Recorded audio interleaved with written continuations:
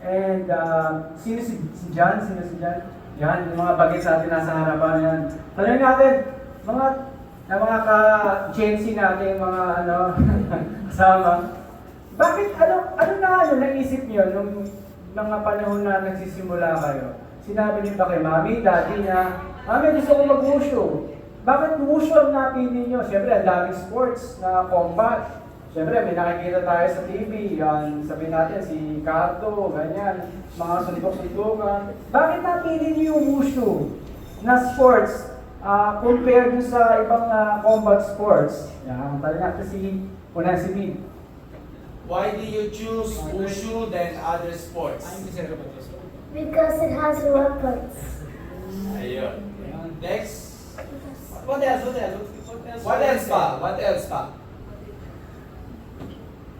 How they move and the exercises and the Yeah. warm-up. Who invited you to join wushu Tower Groups? My kuya. Kuya wushu kuya. Kuya ka. Mas kuya pala kayo. Okay, next.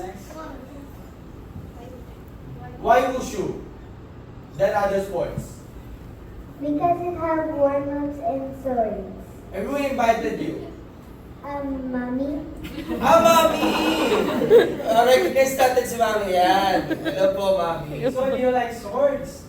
So what do you like swords? Do you watch a lot of cartoons or a lot of anime movies like that? Cartoon. Cartoons. Okay, next. Why wushu? Well, I chose wushu because of Ip Man.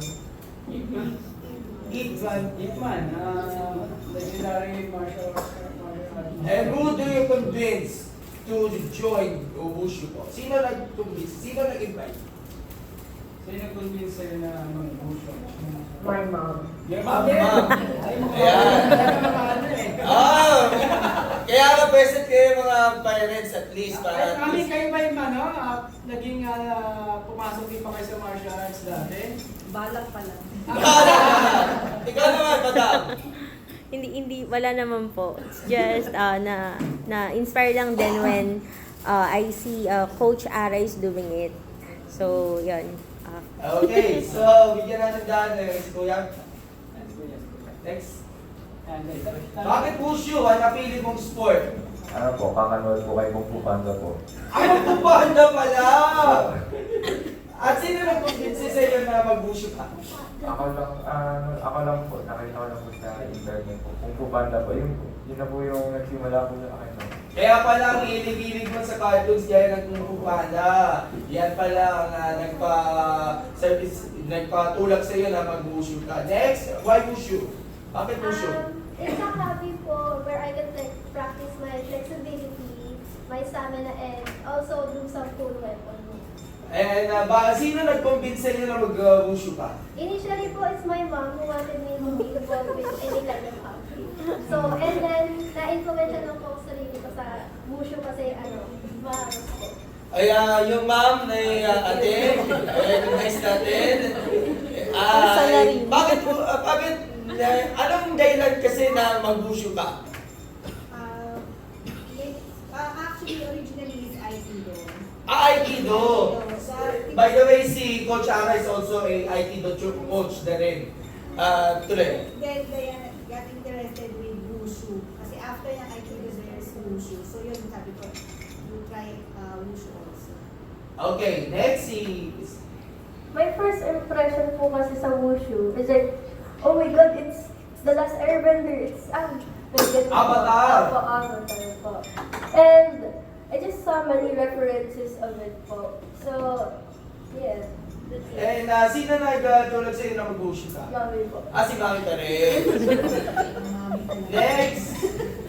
Honestly, I was just looking for martial arts that's kind of different, and it's located on a nearby from my dorm. And so I searched online, and then I saw Wushu and Aikido, and I got interested in Wushu, and eventually I grew to love it also. At sino yung nagtulog sa'yo na mag-wushu ka? I guess just me. I was just Ay, ikaw pala, self-critic. Coach J, tuloy.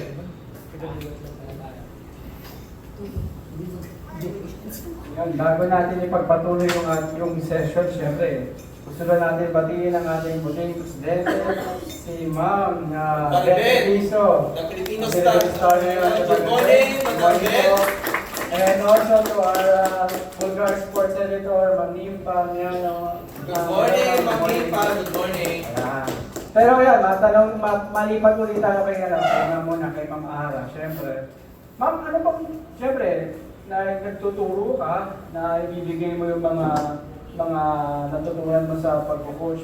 So, paano ka nagsimula? Katulad mo kanina, parang nagka-aikido ka raw. So, paano ka nagsimula maging coach? Ano bang naging ano mo? Naging athlete ka muna ba? O tinulak ka rin ba ng magulang mo para maglaro? Ano bang nag-push kayo para magpursige sa pagpasok sa sports? Bali po, originally, ano po ako, ballet coach and Aikido, black belt po talaga. Then, doon po kung saan ako nagka-Aikido, meron pong wushu classes. Tapos doon po ako na-inspired.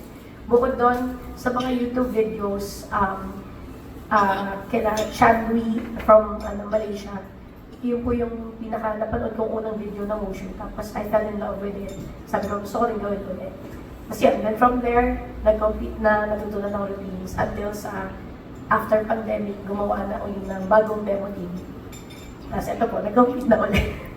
Ayun lang. Singing ko lang konti ko, Chara. Kasi meron kayong Aikido class Yes, po. sa Fisher Mall at yung presidente ng Aikido Philippines is also Yes, po. outing classes. So, kamusta yung Aikido classes naman?